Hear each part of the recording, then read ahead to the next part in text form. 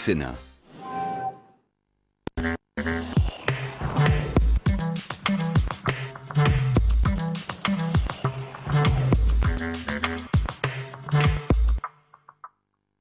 Ravi de vous retrouver sur Public Sénat. Dans un instant, vous allez pouvoir suivre la suite de l'examen du projet de loi de bioéthique. À mes côtés pour en parler, Alain Milon, sénateur UMP du Vaucluse et rapporteur de ce texte ici au Sénat. Bonjour. Bonjour. Alors il y a de nombreuses modifications apportées par les sénateurs à ce texte, notamment en ce qui concerne l'autorisation de la recherche sur les cellules souches embryonnaires. Comment explique-t-on les réticences de la France et du coup son retard en la matière ? Je pense qu'il n'y a pas véritablement de réticence de la France. La France interdit les recherches sur l'embryon et sur les cellules souches embryonnaires, mais elle les autorise à titre exceptionnel. Ce qui veut dire donc qu'elle les autorise. Le problème, c'est que tous les chercheurs ne voient pas leur recherche pérennisée du fait qu'il y a une interdiction générale et l'image que l'on donne à l'étranger n'est pas une bonne image puisque en fait l'image que l'on donne, c'est une image d'interdiction. Donc la Commission des affaires sociales, dans la mesure où c'est autorisé, préfère dire que c'est autorisé d'une manière générale avec évidemment une réglementation importante sur le sujet, ce qui me semble logique aussi. En espérant que ce texte qui est passé difficilement en commission des affaires sociales puisse passer en assemblée. On sait que c'est un débat qui est extrêmement clivant, cela va au-delà du clivage traditionnel droite-gauche. La commission des affaires sociales du Sénat s'est prononcée en faveur de la levée de l'anonymat pour les donneurs de gamètes, contrairement à la commission des lois. Comment le Sénat va réagir sur ce sujet ? Alors là, la levée de l'anonymat des gamètes s'est passée d'une manière plus large au niveau de la commission des affaires sociales. Le problème, c'est aussi en séance, on va voir comment ça se passe. Là, il y a un accord assez général, plutôt du côté du MP que du côté de la gauche sur le sujet pour la levée d'anonymat, pour des raisons qui semblent évidentes, puisque c'est le respect de la signature des droits de l'enfant que la France a signé, cette charte qui dit que tout enfant a droit à l'accès à ses origines. En conséquence, même un enfant qui est né par don de gamètes doit avoir les mêmes droits que les autres. Dans ce texte sur la bioéthique, il y a donc un long chapitre consacré à l'AMP, l'assistance médicale à la procréation. On sait que vous-même, vous aviez déposé une proposition de loi visant à légaliser la GPA, la gestation pour autrui. On vient d'apprendre justement que le couple Menson, qui donc demandait l'inscription à l'état civil français pour ses jumelles nées d'une mère porteuse à l'étranger, eh bien la Cour de cassation a refusé l'inscription à l'état civil. Est-ce que cette décision va changer le cours de la discussion au Sénat ?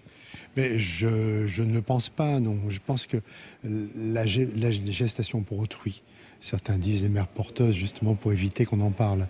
La gestation pour autrui, c'est quelque chose qui existe pratiquement d'une manière libre sur Internet pour les gens, quels qu'ils soient, qui ont les moyens de le faire. Et les enfants qui naissent de ces mères porteuses, finalement, en arrivant en France, n'ont pas le droit à leur filiation, ce qui fait qu'ils sont un petit peu apatrides. En tout cas, si le père est décédé, ils se retrouvaient dans une situation assez complexe, puisqu'ils n'ont pas le droit d'avoir leur mère comme mère. Donc, le sujet va rebondir, et si on interdit à ces enfants d'être reconnus, et si on interdit la GPA en France, il faut interdire aux Français d'aller à l'étranger, et en tout cas mettre ça au même niveau qu'un crime du type de la pédophilie, auquel cas on se retrouvait dans une situation qui serait conforme aux souhaits de certains. Moi, je pense qu'on est devant un fait important, la GPA existe, qu'on le veuille ou non, qu'on soit choqué ou non, et si on ne fait pas quelque chose pour lutter contre la marchandisation du corps humain, pour faire en sorte que ça se fasse dans des conditions sanitaires satisfaisantes, on n'avancera pas véritablement sur le sujet. Merci Alain Milon d'avoir répondu à nos questions. Je vous laisse tout de suite regagner l'hémicycle du Sénat. À suivre donc l'examen du projet de loi de bioéthique. Très bonne séance à tous. L'ordre du jour appelle la suite de la discussion du projet de loi adopté par l'Assemblée nationale relatif à la bioéthique. Dans la discussion des articles, nous sommes parvenus à l'amendement numéro 88 rectifié, tendant à insérer un article additionnel après l'article 5. 4 amendements font l'objet d'une discussion commune. L'amendement 88 rectifié est présenté par Monsieur Fischer. Oui, Monsieur le Président, Madame la Ministre, Comme vous le savez, les dons d'organes sont régis actuellement par trois grands principes: la gratuité, l'anonymat et le consentement. En l'état actuel du droit, le consentement au don sur une personne décédée, c'est-à-dire au prélèvement, est présumé, chaque personne décédée étant en quelque sorte un donneur potentiel.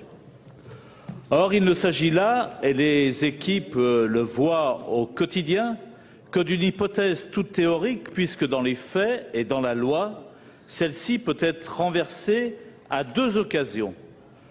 Tout d'abord, si le défunt a de son vivant fait connaître son refus d'un prélèvement sur son corps après la mort, mais également si un proche du défunt témoigne du refus de ce dernier d'autoriser les prélèvements d'organes.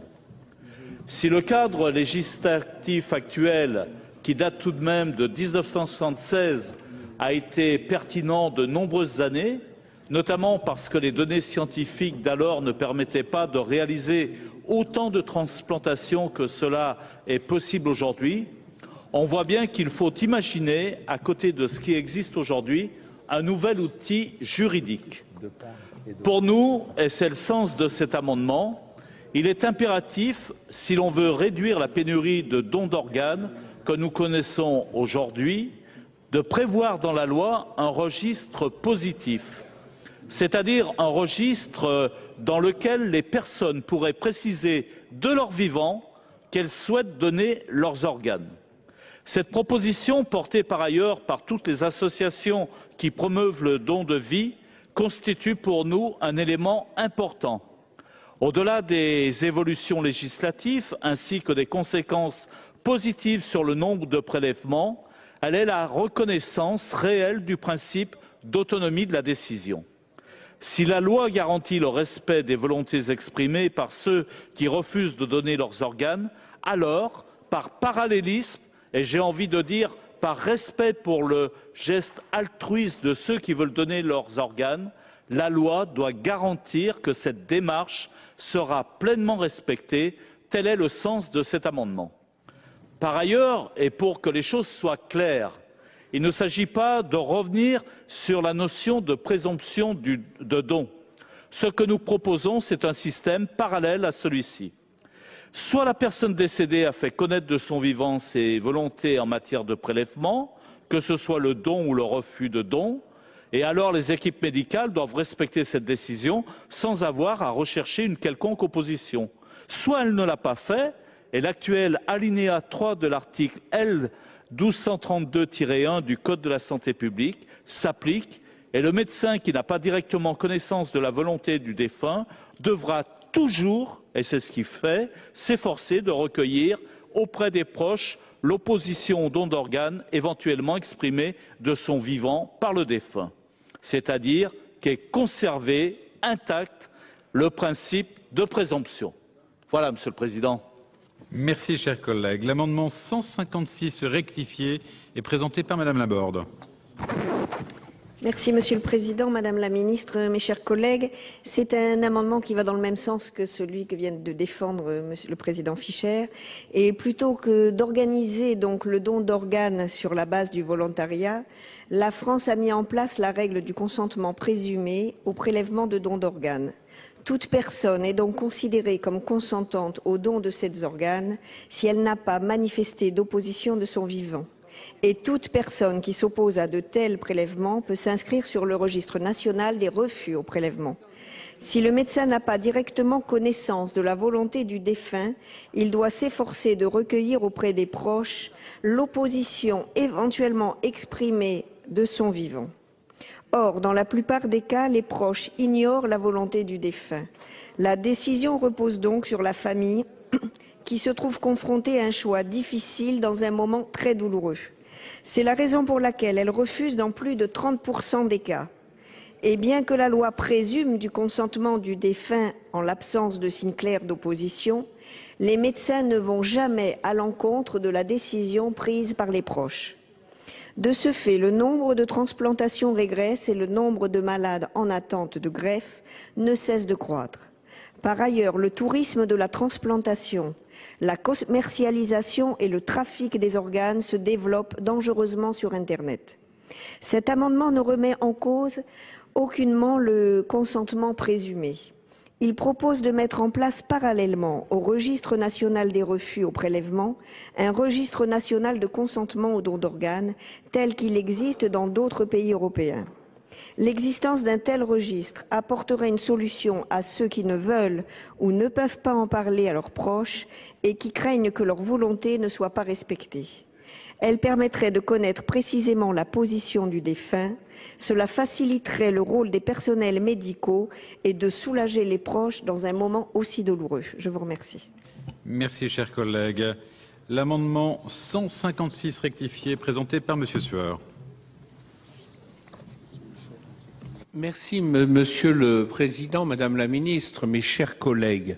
Cet amendement va exactement dans le même sens que ceux qui viennent d'être présentés par Monsieur Fischer et Madame Laborde. En matière de dons post-mortem d'organes et de tissus humains, vous savez tous que la loi repose sur le principe du consentement présumé. La loi du 29 juillet 1994 a instauré un registre des refus, Monsieur le Président.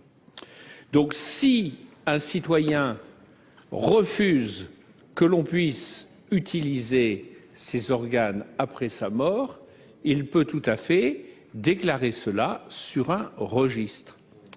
Or, ce qui est incompréhensible, c'est que lorsque un citoyen, une citoyenne veut répondre positivement à l'appel des médecins, je rappelle que, selon le rapport annuel de l'Agence de la biomédecine, environ 800 à 850 malades en attente d'une greffe sont décédés faute d'un greffon disponible. Donc, les médecins nous ont écrit et les associations qui regroupent les partisans du don d'organes nous ont écrit pour nous dire il existe la possibilité de sauver des vies. Il y a aujourd'hui des personnes qui meurent faute d'un greffon disponible, c'est la réalité. Moi, j'ai écouté les médecins. Or, la loi, aujourd'hui, elle permet de dire qu'on n'est pas d'accord. Elle ne permet pas de dire qu'on est d'accord. Donc, nous demandons simplement, de manière à sauver des vies, j'insiste là-dessus, que l'on puisse créer un registre positif où tous les citoyens qui acceptent qu'une fois qu'ils seront morts, il faut des conditions particulières et si la médecine juge que les conditions sont remplies, eh bien, leurs organes puissent être donnés pour sauver un frère ou une sœur en humanité. Et donc, Monsieur le rapporteur, j'espère vraiment que vous allez répondre favorablement à ce que nous présentons avec mes collègues. J'ajoute, pour finir, Monsieur le Président, que le 29 décembre 2010, j'ai déposé une proposition de loi signée par un très grand nombre de nos collègues allant dans ce sens, puisque c'est tellement évident, que l'on m'a dit à plusieurs reprises qu'il n'était pas utile de l'inscrire à l'ordre du jour puisque cela viendrait dans la loi bioéthique, que j'ai déposé le contenu de cette proposition de loi, et j'en termine, dans le projet de loi de simplification et d'amélioration de la qualité du droit. Et l'on m'a dit, mais vous avez tout à fait raison, mais ce n'est pas le bon endroit. Il faut en parler lors de la loi de bioéthique. Nous y sommes, et vraiment, je crois que le Sénat s'honorerait et ferait avancer d'un grand pas s'il donnait aux Françaises et aux Français la possibilité de déclarer qu'ils sont favorables au don d'organes. Merci, cher collègue. L'amendement 89 rectifié est présenté par Madame Labarre. Oui, en complément de ces trois amendements, nous proposons de modifier aussi l'alinéa 3 de l'article L. 12321-1 du Code de la santé publique. Cet alinéa concerne la possibilité donnée par la loi aux proches du défunt de s'opposer au prélèvement dès lors que celui-ci n'aurait pas fait connaître clairement son opposition au prélèvement sur le registre national des refus prévu dans ce même article.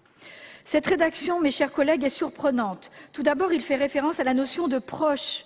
Celle-ci est particulièrement floue et l'on est en droit de se demander à quel niveau de connaissance du défunt on peut être qualifié de proche. Par ailleurs, l'article prévoit, je le cite, « Si le médecin n'a pas directement connaissance de la volonté du défunt, il doit s'efforcer de recueillir auprès des proches l'opposition au don d'organes éventuellement exprimée de son vivant par le défunt. » Le recours à l'adverbe « éventuellement » est des plus surprenants, c'est-à-dire que si la personne décédée n'a jamais parlé à son entourage de ses convictions en matière de don d'organes, il appartiendra aux proches de décider à sa place sur le fondement de leurs propres convictions personnelles, religieuses, philosophiques ou morales.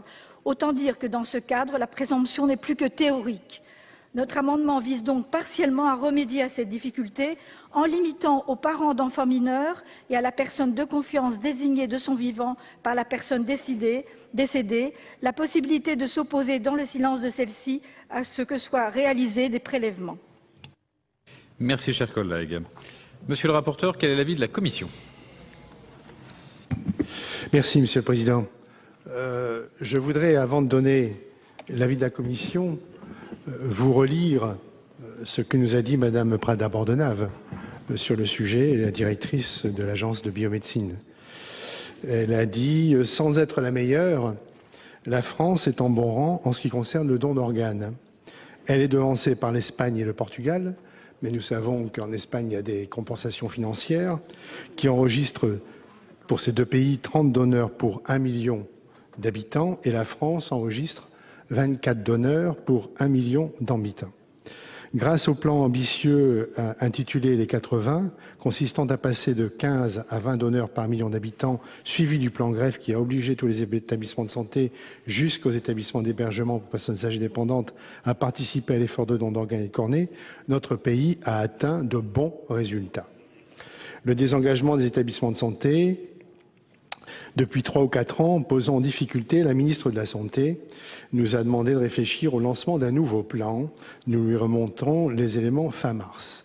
L'Allemagne et la Grande-Bretagne ont un système qui rend obligatoire l'inscription sur un registre et la détention d'une carte de donneur pour permettre les prélèvements d'organes. Or, ils ont des résultats moins satisfaisants que les résultats français, entre 13 et 15 donneurs pour 1 million d'habitants. Et l'Organisation mondiale de la santé recommande l'adoption du système français. Il est de loin le plus simple. Tout Français est présumé donneur après sa mort. À partir de là, évidemment, vous comprendrez les avis de la Commission. Alors pour l'amendement 88 rectifié présenté par Monsieur Fischer et le groupe CRC, la possibilité de s'inscrire sur un registre national de donneurs n'a pas donné donc de grands résultats dans les pays où il a été mis en place, comme le Royaume-Uni, puisqu'ils sont à 15 et nous à 24. Il est à craindre que cette disposition, même si elle vient compléter la loi Caillavet et non se substituer à elle, n'entrave le système actuel de dons. L'ABM et les équipes de greffe sont majoritairement défavorables à une évolution de ce type. C'est donc un avis défavorable de la Commission. Même avis pour l'amendement 156, qui est sensiblement identique à l'amendement précédent. Pour ce qui est de l'amendement 15 présenté par M. Sueur et les membres du groupe socialiste, c'est donc un avis défavorable, avec de surcroît le fait que cet amendement met fin au dispositif de don sauf opposition prévu par la loi Caillavet. Donc avis défavorable. Et puis pour l'amendement 89 rectifié, cet amendement limite l'obligation de demander le consentement de la famille au seul cas où le donneur potentiel est mineur. Comme l'a expliqué la directrice générale de l'ABM, cette demande de consentement de la famille se pratique même dans les pays où le consentement express est prévu. Il paraît donc illusoire de vouloir s'opposer au fait que l'équipe de greffe demande l'autorisation des proches. C'est un avis défavorable. Merci, Monsieur le rapporteur. Madame la ministre, l'avis du gouvernement. Monsieur le Président, Mesdames et Messieurs les sénateurs, Le gouvernement est défavorable en fait aux différents amendements qui sont proposés pour la mise en place d'un registre de consentement au don qui n'est pas souhaitable pour des raisons d'efficacité et de santé publique. L'exemple d'autres pays européens qui appliquent une réglementation de consentement express montre d'une part que peu de personnes font la démarche d'inscrire leur volonté sur un support écrit et d'autre part que les prélèvements le taux de prélèvement par million d'habitants ils sont plus faibles. On aboutit ainsi à une moindre disponibilité d'organes. Par ailleurs, une enquête menée en 2006 indique que 97% de la population respecterait la décision du défunt si celui-ci lui en avait fait part de son vivant. Merci Madame la Ministre. Alors, pour explication de vote sur le 88 rectifié, Madame Hermange. Monsieur Masson.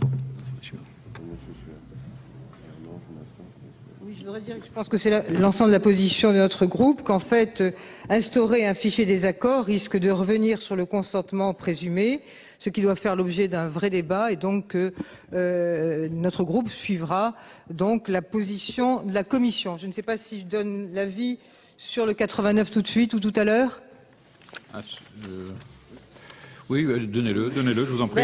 Sur le 89, supprimer, au-delà des arguments qu'a donné le rapporteur, supprimer le mot proche par le mot parent des donneurs. Il y a de plus en plus de personnes qui sont aujourd'hui sans lien de famille.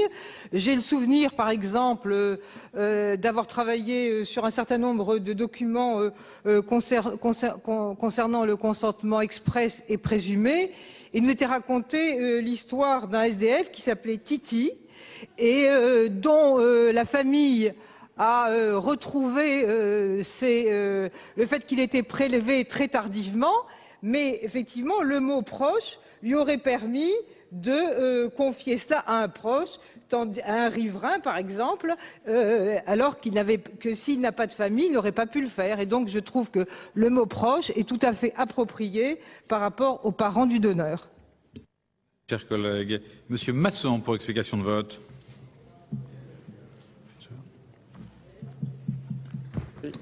Monsieur le Président, je suis pour ma part modérément, je suis très prudent face à la logique du consentement présumé, parce qu'il faut aussi respecter les personnes humaines. Et donc, quand il n'y a pas d'avis, je veux bien qu'on présume un consentement, mais la meilleure des choses, c'est que ça soit clarifié.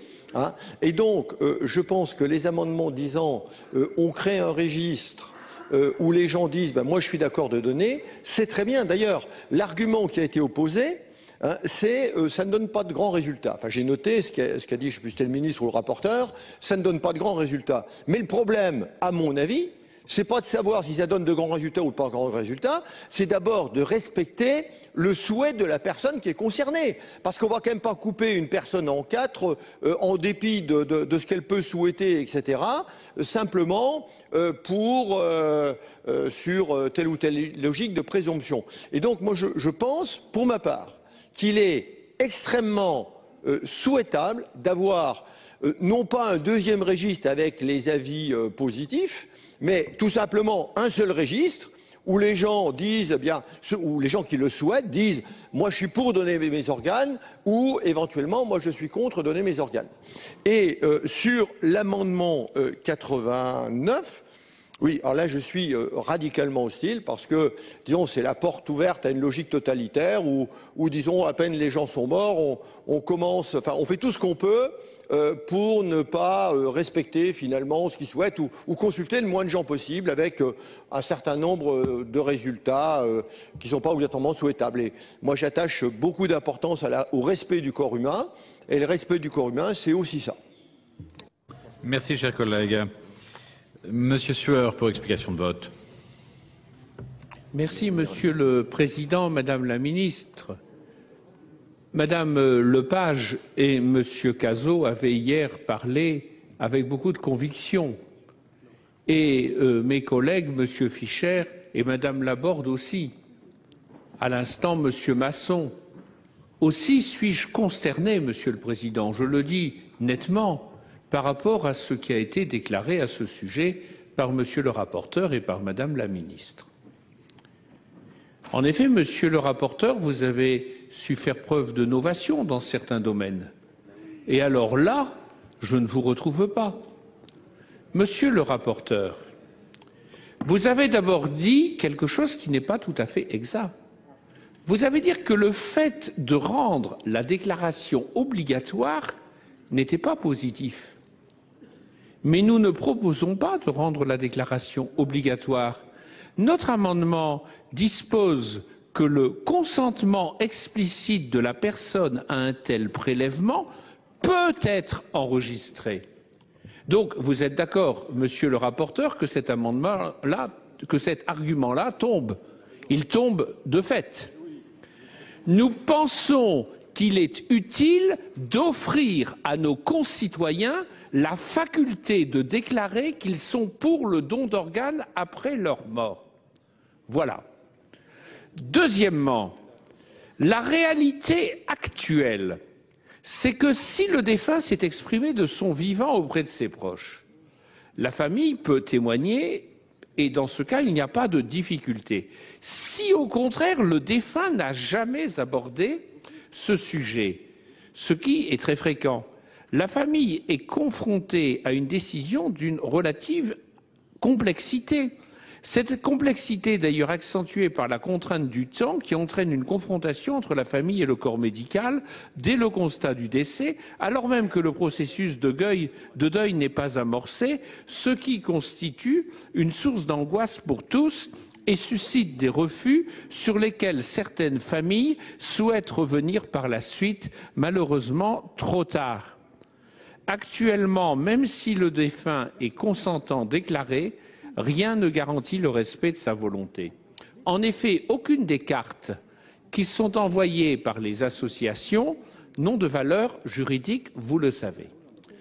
Alors, mes chers collègues, nous proposons simplement que l'on ait la faculté de dire, et que ce soit enregistré, que l'on est pour le don d'organes. Comme on a aujourd'hui la faculté de dire, et cela est enregistré et prévu par la loi, que l'on est contre, quel argument allez-vous nous opposer? Et j'ai été étonné, Madame Hermange, de vous entendre dire au nom de tout votre groupe unanime que vous étiez contre. Mais vraiment, mes chers collègues, vous êtes vraiment contre le fait que si un citoyen veut déclarer « je suis prêt à donner mes organes après la mort pour que cela puisse sauver une vie humaine », vous êtes d'accord pour dire qu'il ne faut pas que ce soit possible, que cette faculté n'existe pas. Je reviens là-dessus. Toutes les associations nous ont parlé, les médecins ont parlé. Et vous avez lu, monsieur le rapporteur, ce qu'a dit la directrice de l'agence de la biomédecine. Je rappelle que l'agence de la biomédecine dit que dans l'année 2008, entre 800 et 850 personnes malades sont mortes faute d'un greffon disponible. Eh bien, Madame Hermange, je sais que vous tenez beaucoup à la vie. Eh bien, nous tenons tous à la vie. Et lorsque l'on peut faire en sorte qu'en donnant ces organes, eh bien, on sauve une vie humaine, on devrait tous être d'accord. Alors nous n'instaurons aucune obligation, nous instaurons la faculté pour chaque être humain de dire « je suis d'accord pour qu'en donnant un de mes organes, eh bien, on sauve une vie humaine ». Donc nous sommes vraiment partisans de cet amendement et j'espère avoir montré que les arguments qui ont été opposés par monsieur le rapporteur et madame la ministre ne tiennent pas et j'espère vraiment, mes chers collègues, que vous voterez ces amendements. Monsieur Fischer. Monsieur le Président, je crois qu'il faut être clair. Il ne s'agit pas de remettre en cause le consentement présumé. Parce que certains, dans leurs interventions, eh bien, nous accusent de vouloir remettre ce consentement présumé, de vouloir le remettre en cause. Non, il ne s'agit pas, au contraire.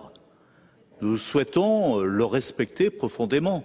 Et nous avons déjà dit sur les principes comment nous abordions ce débat. Et on l'a montré toute la journée d'hier. Mais de là à faire un pas, et notamment à ce que l'on puisse enregistrer sur un registre cette volonté de faire don d'un organe, eh bien, il y a peut-être de notre part à prendre en compte cette possibilité. Et là, vous vous y refusez.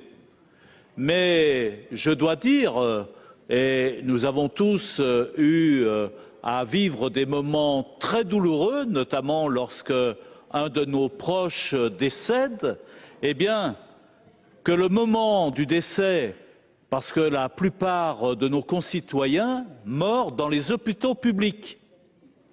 Et on sait que le temps que va pouvoir consacrer à la famille, véritablement la possibilité de pouvoir fournir à la famille toutes les hypothèses de don d'organes, eh bien, c'est un moment très court qui, bien souvent, est limité par le collaborateur du patron du service, qui est une discussion parfois entre deux portes. On n'a pas la pièce dans les hôpitaux publics où on n'a pas les locaux qui permettent d'accueillir dignement les familles pour parler de ces problèmes-là. Et je crois que c'était cette volonté que nous souhaitions de traiter plus humainement, eh bien, cet instant très dur pour les familles lorsque un de ses proches s'en va.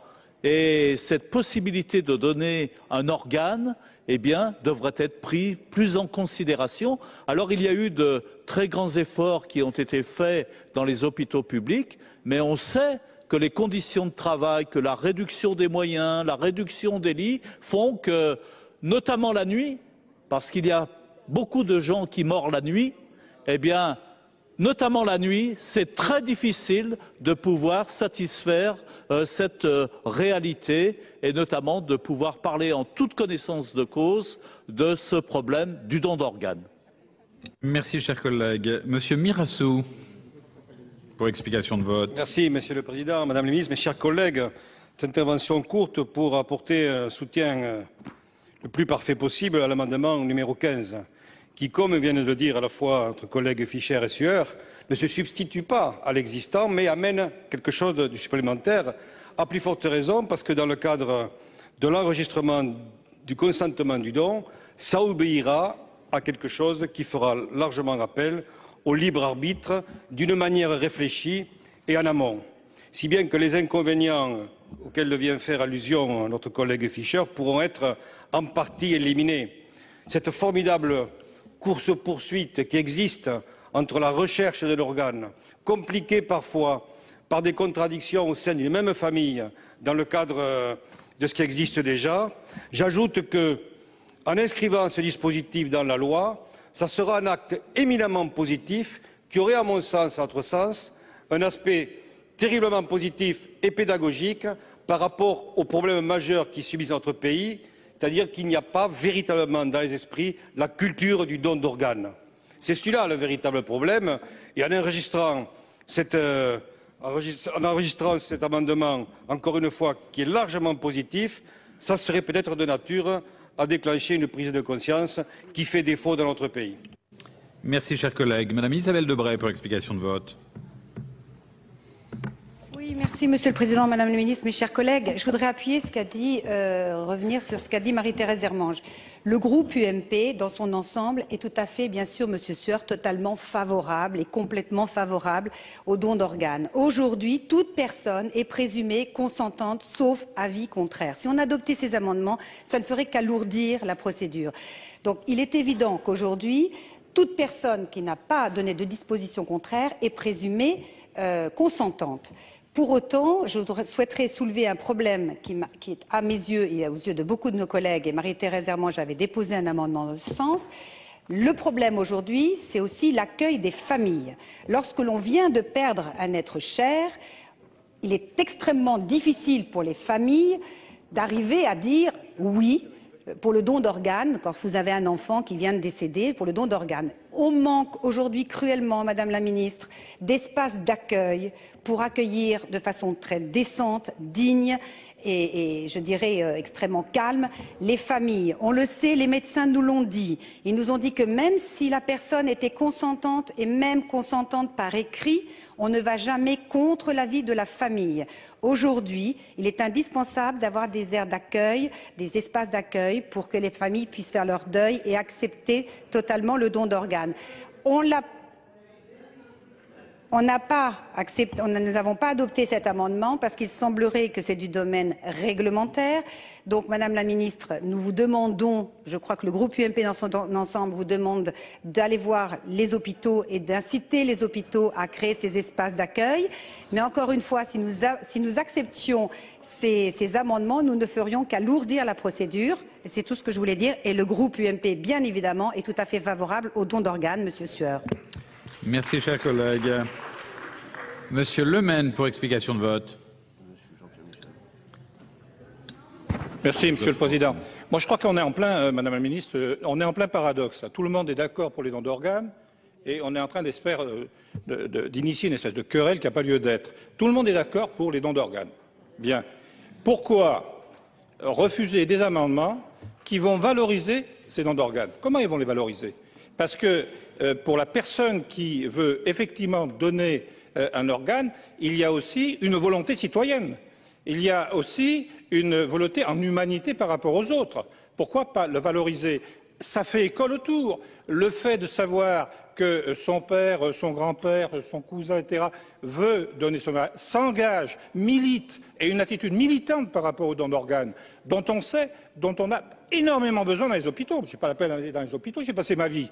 Et j'ai bien vu dans des situations telles que les familles, effectivement en pleine détresse, essayer de se raccrocher à des points durs pour savoir s'il fallait ou pas, nonobstant la réglementation.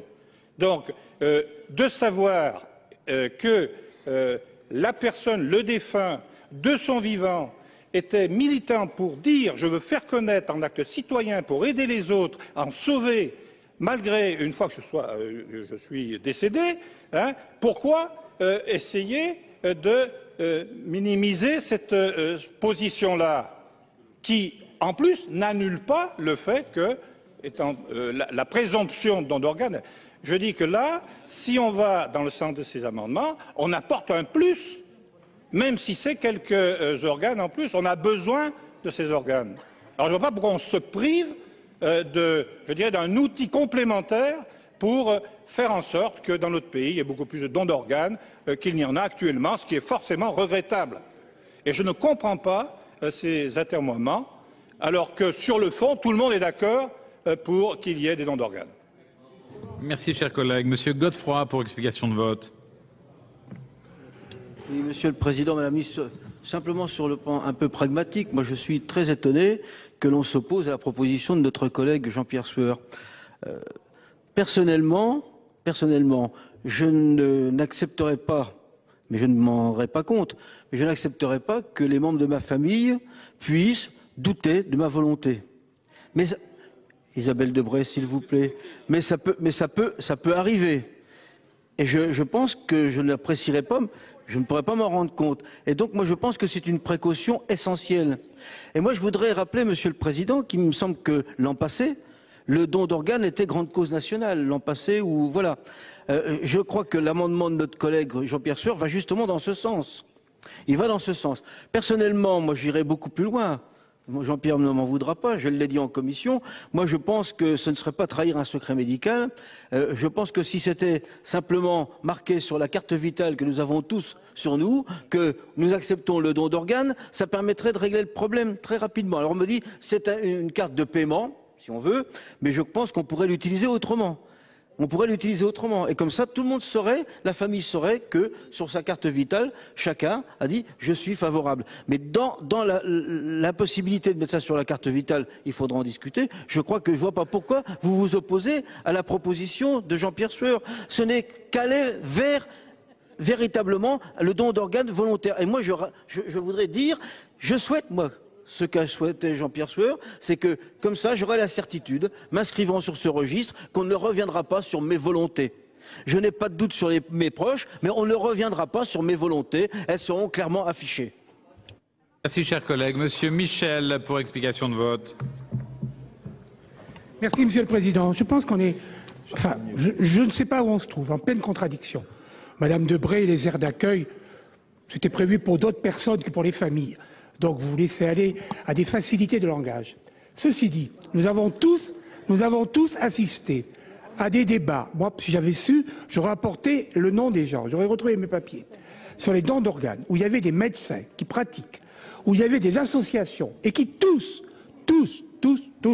nous ont dit que c'était très difficile, et que lorsque le consentement est simplement présumé, en fait, il n'y a pas de prélèvement. Pourquoi ? Parce que les familles sont dans la douleur, parce qu'on leur pose à peine la question et qu'elles ne répondent pas, parce que si elles répondent, leurs réponses sont contradictoires entre l'épouse et les enfants, par exemple, et dans ce cas-là, on ne prélève pas pour ne pas, je dirais, ajouter de la douleur à la douleur. Voilà. Donc, la solution de dire, si on est d'accord, on le dit avant, et la question est réglée une fois pour toutes, et puis, ça n'empêche pas que le consentement reste présumé pour les autres, et que dans ces cas-là, eh bien, peut-être qu'on arrivera à ce que des familles soient consentantes pour le don d'organes. Voilà. Donc, je trouve que les arguments du groupe RPR, n'en déplaise à Marie-Thérèse Hermange, sont totalement à côté de la réalité. Et pourtant, elle connaît bien la réalité des hôpitaux, elle connaît bien la réalité de la maladie, et sur ce plan-là, je trouve, ma chère collègue, que vous êtes, avec votre groupe, totalement à côté de la plaque. Merci, chers collègues. Monsieur Signé, pour explication de vote. Oui, Monsieur le Président, Madame le Ministre, un mot pour dire que, évidemment, moi je suis d'accord avec ce que dit Jean-Pierre Sueur et je ne vois pas comment on pourrait s'y opposer. Simplement, je pense qu'il est délicat, tout de même difficile et même impossible de prélever. Madame Debré dit que toute personne qui n'a pas manifesté de refus de donner ses organes est susceptible d'être donneur. Je crois qu'il est quand même difficile de prélever un organe sans l'accord au moins si ce n'est du malade lui-même, l'accord au moins de la famille. Mais moi, mon expérience d'internat m'avait montré que les personnes, les donneurs les plus recherchés sont des jeunes. Évidemment, on ne va pas prélever l'organe d'un grand-père de 80 ans, on n'est pas sûr qu'il soit en bon état. Donc, celui-là, il a peut-être manifesté au cours de sa vie l'intention de donner ses organes, mais ces organes, on ne les veut pas. On veut des organes de gens qui sont morts, mais en général de mort brutale, non prévisible, et qui, eux, n'ont jamais pensé, parce qu'ils ont 20 ans, à savoir s'ils allaient, oui ou non, donner leurs organes. C'est ça le problème. Et donc... dans la dramatisation qui suit évidemment l'accident, dans l'émotion, ce qu'a dit Jean-Pierre Michel tout à l'heure, dans ce moment d'émotion, comment voulez-vous faire pression sur une famille déjà complètement dans le chagrin et dans la détresse et le désarroi, comment aller les interroger pour savoir si on peut prélever un organe. Or, c'est cet organe-là qu'on veut, justement. Et cet organe-là, le malheureux qui est dans le coma, ou qui n'est pas dans le coma, qui n'est pas en état de répondre, eh bien, ne peut pas parler. Et la famille ne souhaitera pas s'exprimer là-dessus. Or, c'est justement cet organe qui, pour les médecins, est le plus valable. Merci, chers collègues. Monsieur Barbier, pour explication de vote.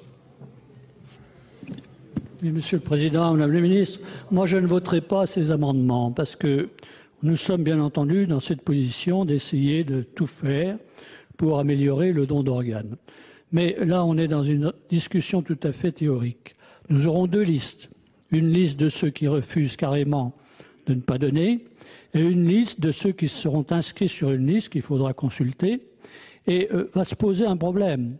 C'est que, de toute façon, c'est à la famille de décider, même si le défunt a exprimé sa volonté de donner, on ne pourra pas prélever sans le consentement de la famille. Alors, à partir de ce moment-là se pose aussi un autre problème, c'est qu'on peut être favorable à un don d'organes, mais de quel organe?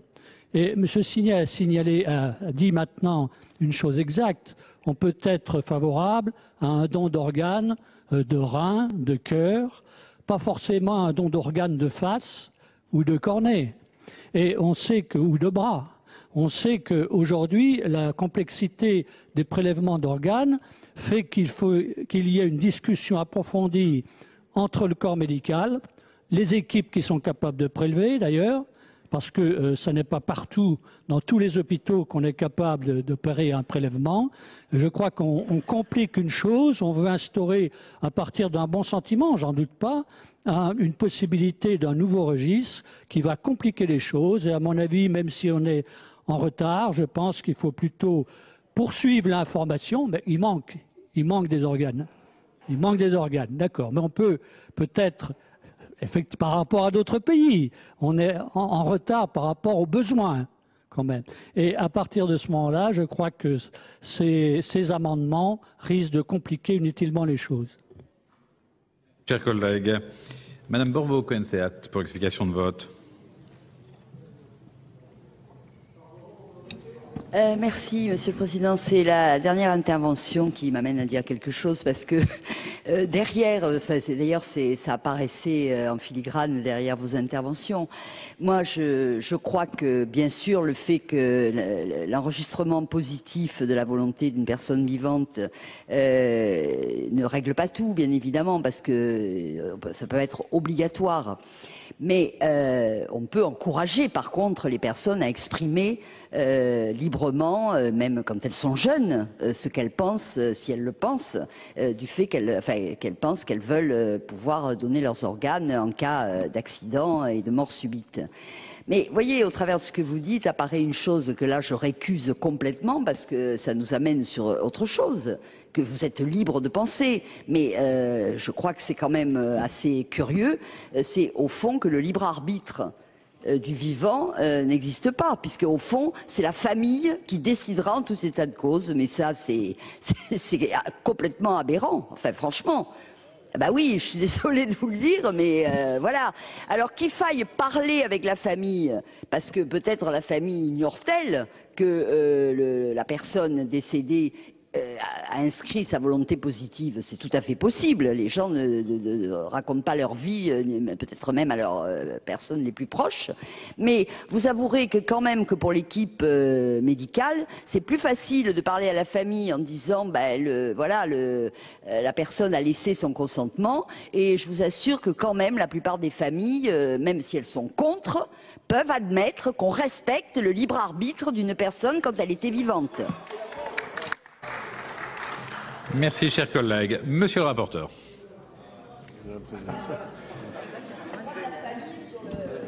Je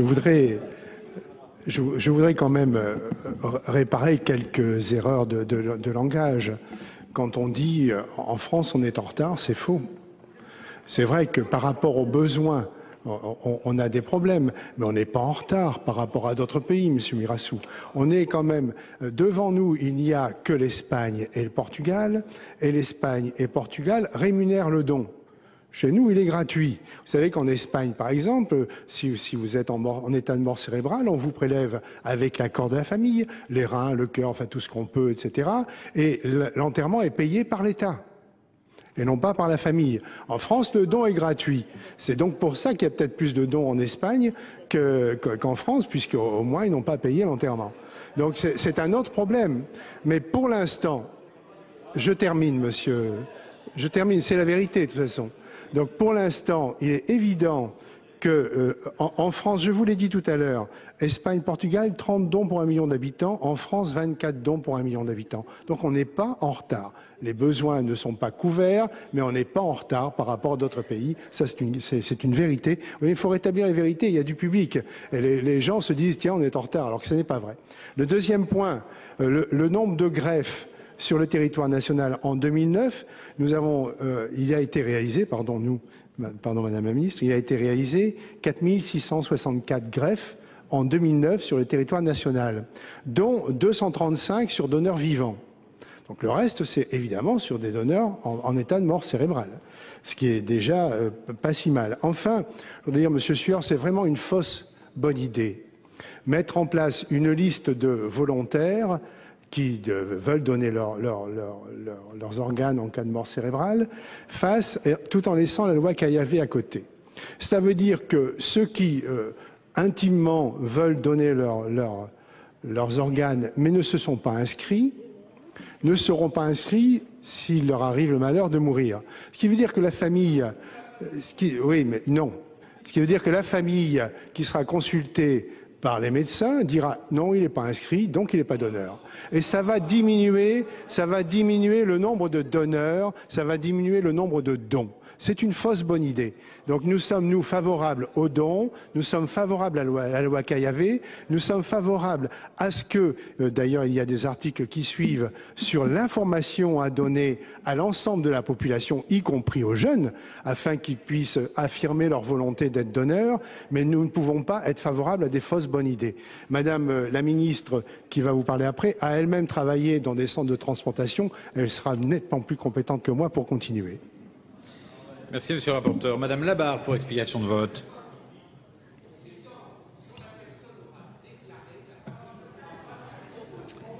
C'est sur le 89, c'est pas grave?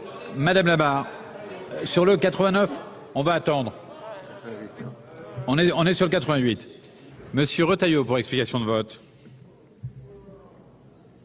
Non, j'ai écouté attentivement les points de vue des uns et des autres parce qu'on est sur des sujets extrêmement compliqués, mais je ne voterai pas ces amendements. Je pense qu'à terme, les deux régimes ne pourront pas cohabiter. Je pense que juridiquement, on va vraiment, mes chers collègues, vers des conflits juridiques importants et que le système de consentement positif tuera à un moment ou un autre le système actuel. On ne peut pas être, je crois vraiment, sur deux systèmes différents, sans risquer à un moment ou à un autre des conflits juridiques. Et vous verrez que la jurisprudence, à un moment ou à un autre, privilégiera un système par rapport à l'autre. Je ne crois pas une seule seconde à ce qu'à moyen terme, il puisse y avoir la coexistence de deux régimes aussi distincts. Je suis pour la formule de la loi Caillavet, c'est la raison pour laquelle je suivrai le rapporteur. Je pense que c'est un avis sage, même si moi j'ai entendu les avis des uns et des autres, mais je voulais apporter cet élément au débat. Merci, chers collègues. Madame la ministre.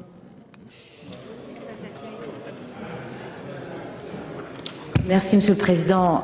Simplement pour dire, je rejoins l'avis du rapporteur, c'est-à-dire que, en effet, il y a des difficultés pour recueillir le consentement du défunt, on le sait, et je viens d'un service de transplantation, je sais ce que c'est, mais en effet, l'établissement d'un registre de consentement express est finalement une fausse bonne idée, je le dis tout comme le rapporteur, parce que, comme je l'ai dit aussi tout à l'heure, dans les pays où ce registre de consentement a été mis en place, il faut une démarche volontaire de la personne pour aller s'inscrire et consentir au don. Or, c'est une démarche qui n'est pas automatique et nous aurons beaucoup de mal à avoir le consentement, en tout cas l'avis de nos concitoyens dans cette démarche.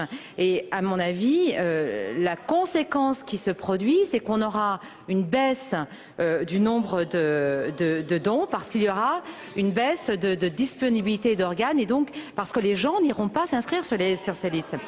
La question de la coexistence des deux registres pose aussi une vraie difficulté. D'une part, vous voulez que je parle et que je vous réponde ou pas?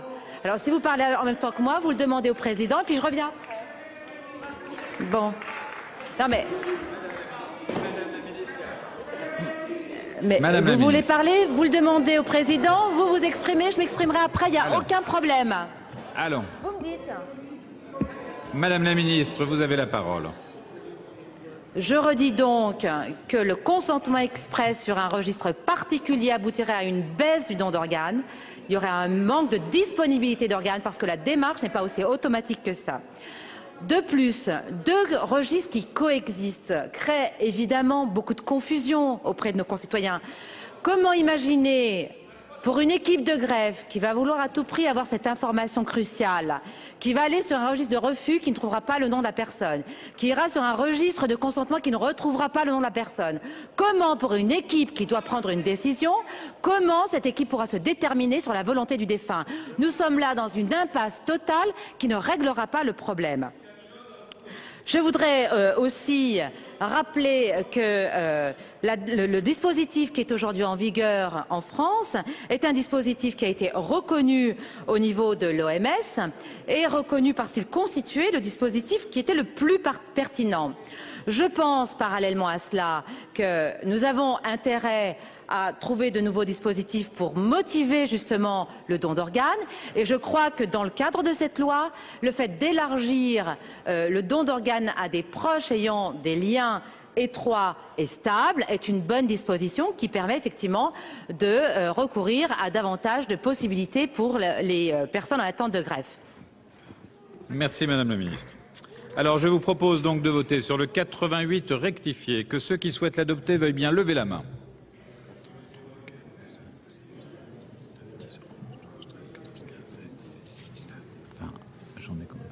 Que ceux qui sont contre veuillent bien lever la main.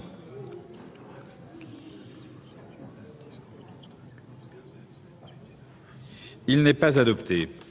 Sur le 156 rectifié, même vote, même vote. Nous en arrivons à l'amendement 15. J'ai été saisi d'une demande de scrutin public par le groupe socialiste sur cet amendement numéro 15.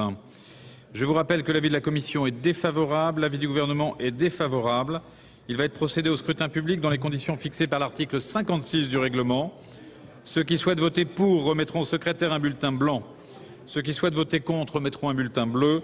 Ceux qui souhaitent s'abstenir remettront un bulletin rouge. Le scrutin sera ouvert dans quelques instants.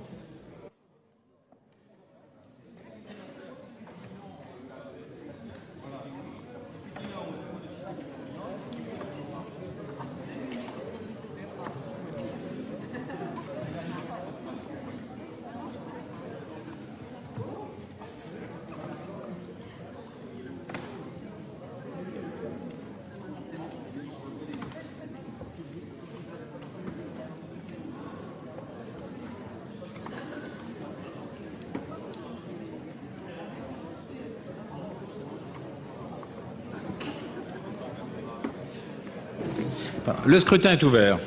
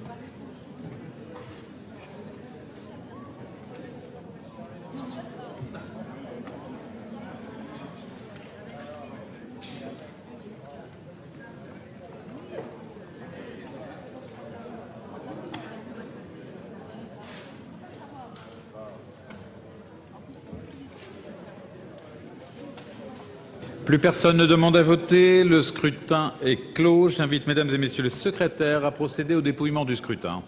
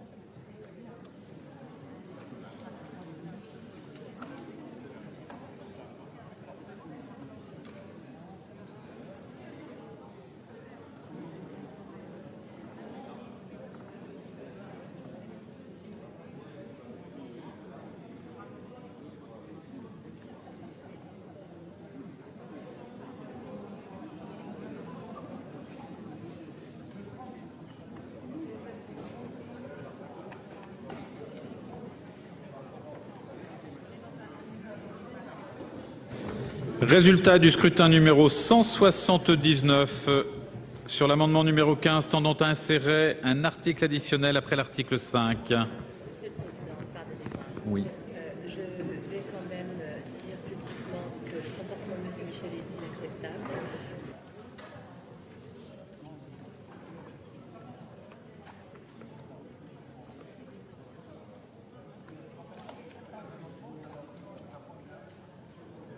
De votants 339, nombre de suffrages exprimés 336, majorité absolue des suffrages exprimés 169, pour l'adoption 152, contre 184. Le Sénat n'a pas adopté.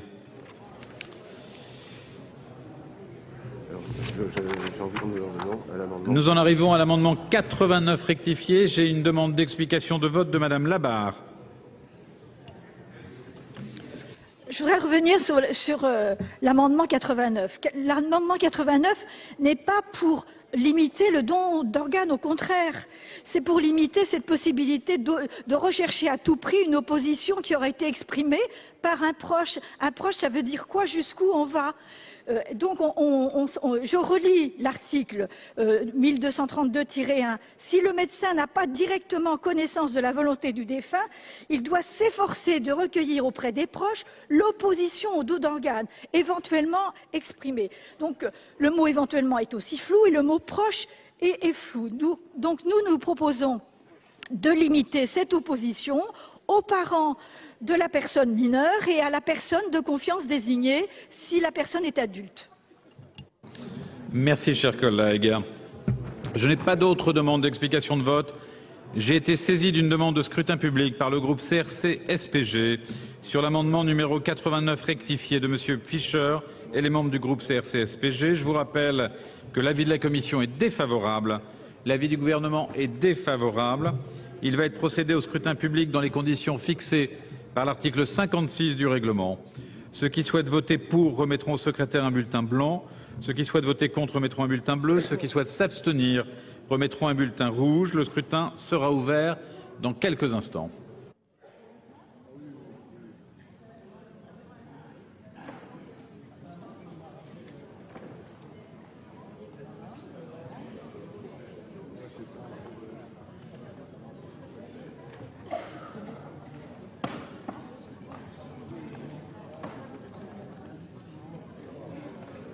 Ouvert.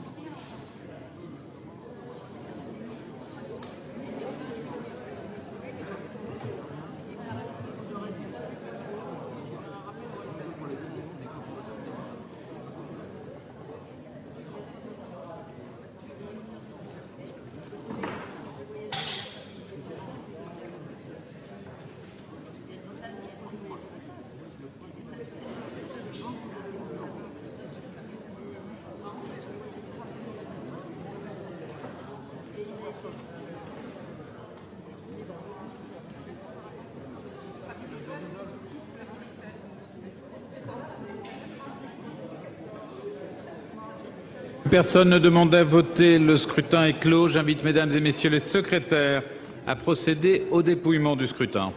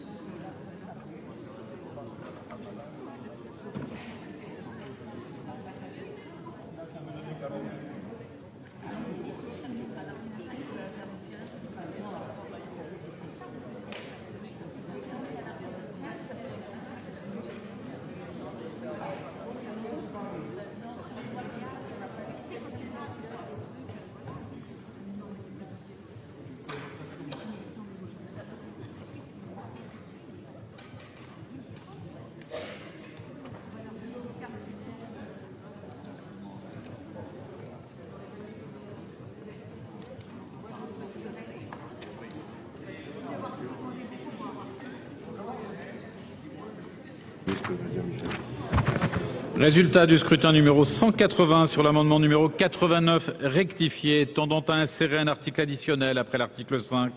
Nombre de votants 338. Nombre de suffrages exprimés 324. Majorité absolue des suffrages exprimés 163. Pour l'adoption 139, contre 185. Le Sénat n'a pas adopté.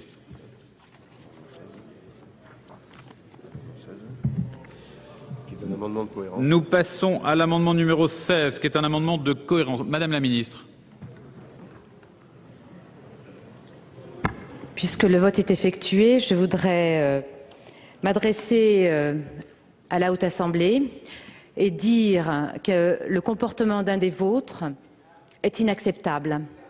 La manière de déconsidérer un ministre dans l'exercice de ses fonctions, dans le cadre d'un examen de texte qui traite de sujets de société, de sujets majeurs, qui pour moi dépassent tous les clivages partisans, mais qui nous font réfléchir sur ce que va devenir notre société, eh bien je trouve inacceptable vos propos, Monsieur Michel.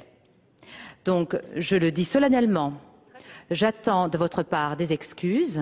Aujourd'hui, demain, après-demain, je les attends. Libre à vous de prendre acte de la non-pertinence de vos propos et de m'envoyer vos excuses. Monsieur Michel, pour un rappel. Madame la ministre, je prends acte de ce que vous avez dit. Si je vous ai blessé, je m'excuse.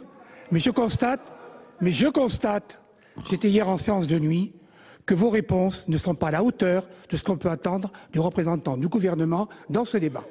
Et que,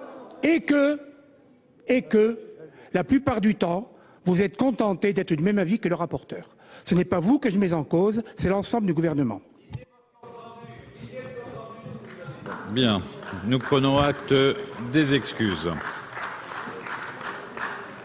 Nous en arrivons à l'amendement numéro 16.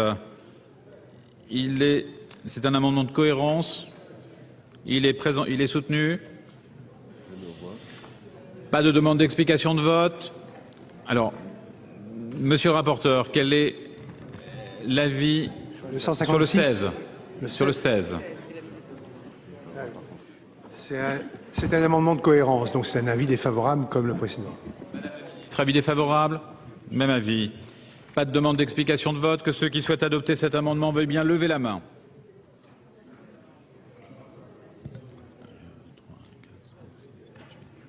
Merci. Que ceux qui sont contre veuillent bien lever la main.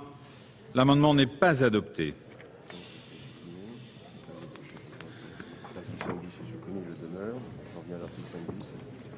Donc nous en arrivons. C'est à ce moment-là. Il fait plus la demande. Nous en arrivons à l'article 5 bis. J'ai un rappel au règlement. Monsieur Michel. Je vous remercie, Monsieur le Président. C'est en dehors de notre débat. C'est un rappel de règlement qui se fonde sur l'ensemble de notre règlement. En effet, le règlement du Sénat ne fait pas de distinction entre les sénateurs, quel que soit le département dont ils sont élus.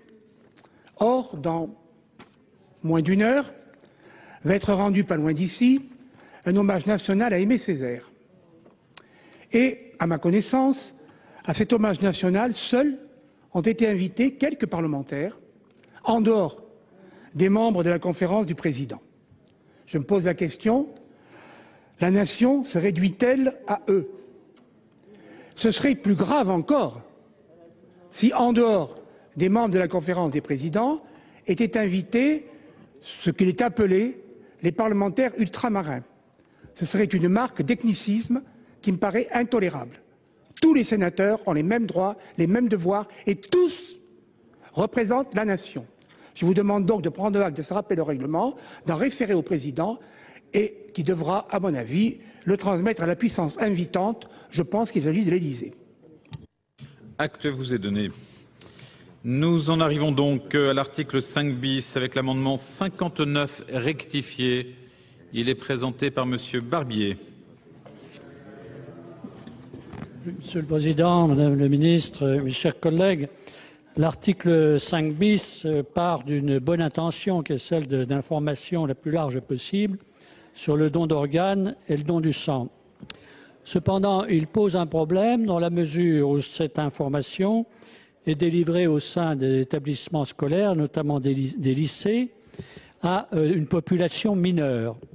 Et que dans le cadre de cette information, les mineurs seront soumis à une sorte de pression d'information qui va peut-être à l'encontre de ce que souhaitent les parents. Et cette disposition risque d'être à l'origine de conflits familiaux, sachant que les prélèvements ne sont pas autorisés sur les mineurs sans consentement des parents. Donc cet amendement propose de limiter l'information aux élèves majeurs dans les lycées, laissant la possibilité à l'autorité parentale d'orienter leurs enfants vers des associations de dons d'organes ou de faire eux-mêmes à la maison la promotion de ce don d'organes. Je ne pense pas que ceci relève de l'activité d'enseignement qui doit être dispensée dans les lycées aux mineurs. Merci, chers collègues. Monsieur le rapporteur, l'avis de la Commission.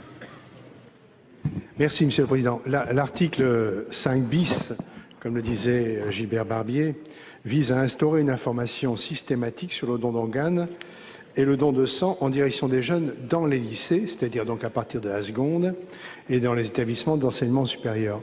L'intérêt de cet article 5 bis est précisément, mon cher collègue, de permettre une information avant la majorité pour que dès que celle-ci est venue, les jeunes adultes puissent décider s'ils veulent ou non donner.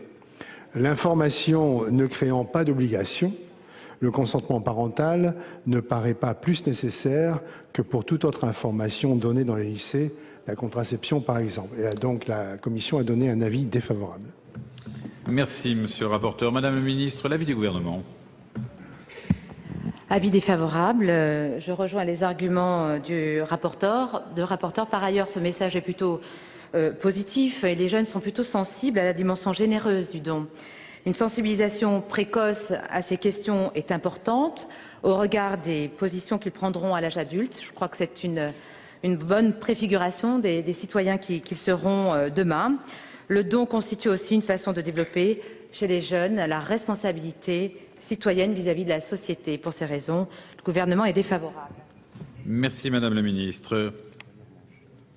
Pour explication de vote, Madame Hermange. Monsieur Lardeux et Monsieur Masson. Je voulais juste avoir une précision parce que comme ultérieurement en fait il est proposé une journée nationale sur le don d'organes et qui est inclus le don de gamètes, je voulais savoir si dans l'information qui était donnée c'était exclusivement don d'organes et don de sang ou si les gamètes sont incluses. Très bien. Bon, on posera la question. Monsieur le rapporteur, alors allez-y. Oui, le 5 bis dit bien une information est dispensée dans les lycées et les établissements d'enseignement supérieur par l'Institut national de prévention et d'éducation pour la santé sur la législation relative au don d'organes à des fins de greffe et sur le moyen de faire connaître sa position de son vivant. Au don d'organes et c'est tout. Il n'y a pas don de gamètes. D'accord. Merci. Monsieur Lardeux, pour explication de vote. Moi, j'aurais assez volontiers suivi Gilbert Barbier sur son amendement. Non pas que sur le fond, je ne considère qu'il ne faille pas donner d'informations. Simplement, je m'interroge pour savoir si le cadre est bien approprié. J'ai une assez longue expérience d'enseignement en lycée. On demande tellement de choses à faire dans les lycées et collèges. Bon, là, ici, ce sont les lycées. Il y a une multitude d'informations, que l'information tue l'information. Alors si en plus c'est sur le temps scolaire, je vous garantis que les jeunes étant ce qu'ils sont, c'est-à-dire pas plus mauvais que nous dans le passé, ils verront une bonne récréation au point final. Monsieur Masson, pour explication de vote.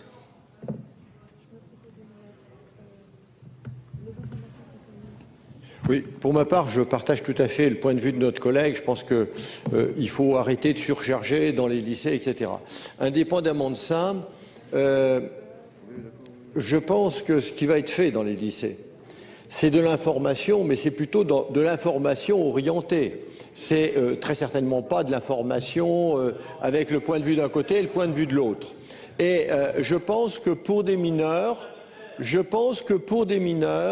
c'est pas sain de se trouver, je dirais, soumis à d'éventuelles pressions, de même que tout à l'heure, j'étais un peu surpris qu'un de nos collègues puisse proposer que le fait qu'on veuille ou ne veuille pas être donneur puisse être inscrit sur la carte vitale. Moi, je pense que les gens, ils ont quand même le droit aussi d'avoir leur jardin secret, d'avoir leur point de vue de leur côté, et on n'est pas obligé d'être tous fichés, on n'est pas obligé d'accepter non plus que sur nos enfants mineurs, on ait une certaine, je dirais, un certain enrôlement dans tel ou dans tel sens. Il peut y avoir des parents qui ne souhaitent pas que leurs enfants mineurs soient orientés dans telle ou telle direction, et je pense qu'il faut le respecter. Quand les enfants sont majeurs, c'est autre chose, mais je trouve que cet amendement est tout à fait pertinent. Merci, cher collègue. Madame Debray pour explication de vote. Merci, Monsieur le Président, Madame la Ministre, chers collègues. Une question et une explication de vote. Une question, quand on parle d'élèves majeurs, je voudrais bien être sûr, vous parlez d'élèves majeurs de 18 ans ou la majorité médicale 16 ans 18 ans. Alors, au lycée, je veux bien, mais au lycée, il n'y a plus beaucoup, il y en a encore, mais il y a... Non. Bon, alors, bon, d'accord. D'accord. Alors, en terminale, vous aurez un mélange de 18... Attendez. En terminale, vous aurez un mélange d'élèves de 18 ans, donc majeurs, et une autre partie qui aura 16 ans. Alors on fait quoi? On prend ceux qui sont majeurs, on les met d'un côté, on leur fait l'information, et ceux qui ont 16 ans, ils vont rester dans la classe.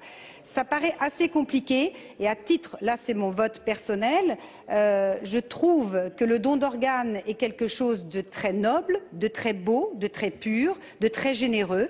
Je pense qu'on peut sensibiliser les jeunes très tôt. En revanche, j'aurais une autre question. Qui informera? Comment seront-ils informés? Parce que ce n'est pas neutre. La formation doit être dispensée par des gens de qualité. Ce sera ça ma petite réserve. Donc je ne sais pas si... Je ne sais pas, Madame la Ministre, si vous pouvez nous éclairer sur ce sujet. Qui informera et me dire que c'est bien 18 ans? Merci. Merci, chers collègues. Madame Le Texier pour explication de vote. Oui. Je voulais dire deux ou trois choses. Premièrement, je pense qu'il s'agit d'une information sur un problème important, sur un problème de société, et qu'il ne s'agit en aucun cas de faire du prosélytisme.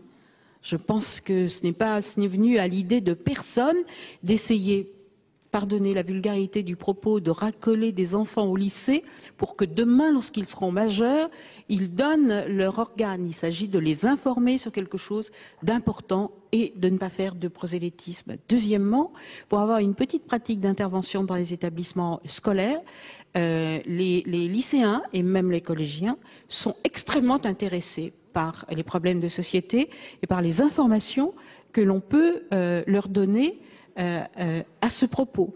Donc voilà, peut-être que les enseignants sont surchargés, on sait pourquoi, mais les sciences de la vie, c'est quelque chose d'essentiel, et je pense que nous avons de bonnes raisons, en tout cas groupe socialiste, de voter contre l'amendement de Monsieur Barbier. Il faut arrêter d'avoir peur de tout.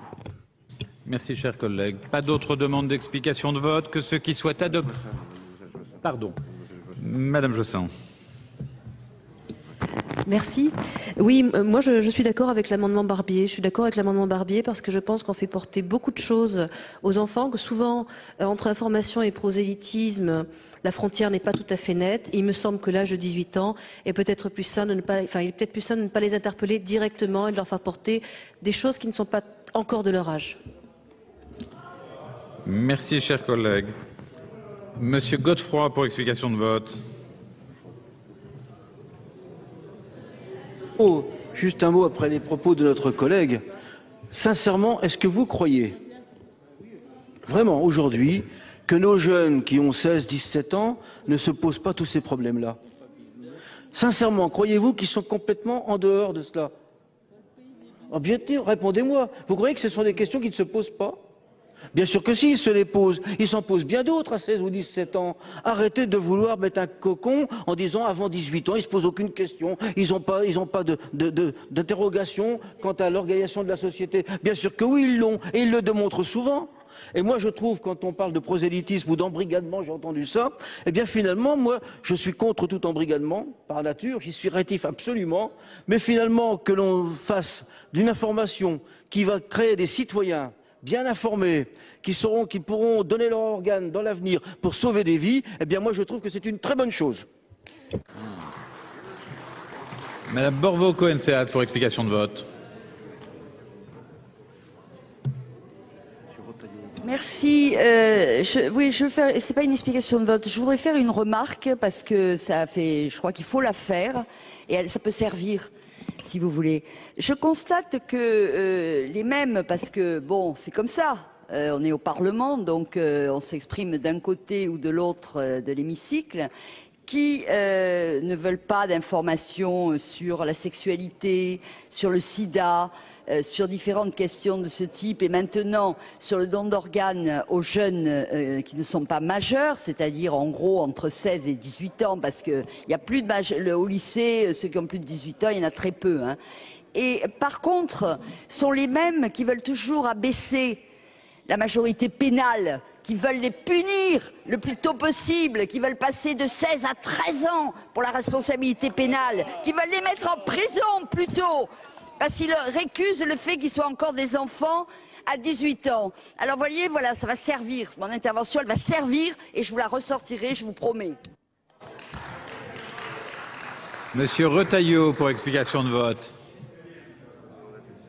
Pour dire que je ne suis pas favorable à cet amendement, je suis père de collégiens et de lycées et je trouve que sur cette question qui touche vraiment au cœur de la vie et même aux origines d'ailleurs de don d'organes, je trouve que tout ce qui peut éveiller la conscience de nos jeunes, quitte à en parler ensuite en famille, est plutôt quelque chose de positif. Voilà. Merci. Monsieur Barbier pour explication de vote. Je relève les propos de Madame Borvo. Madame Borvo, il faut savoir que tout en étant mineur, on peut contracter le sida. Par contre, concernant le don d'organes, malheureusement, on ne peut pas. On ne peut pas. Ou alors il faut dire que les mineurs sont autorisés, on peut autoriser les prélèvements sur les mineurs. Mais il ne faut pas comparer les choses parce que ça n'est pas comparable. Autant l'information sur les problèmes de VIH ou de contraception me paraissent importants, encore que de les faire en milieu scolaire ne me paraissent pas la meilleure façon de les informer, parce que vous pouvez aussi parler des problèmes de toxicomanie, où on sait très bien, et c'est démontré, que l'information qui est donnée en milieu scolaire n'est pas celle qui porte le mieux vis-à-vis des enfants. Moi, je pense que dans la mesure où le don d'organes n'est pas autorisé pour les mineurs, il faut laisser aux familles jouer un certain rôle.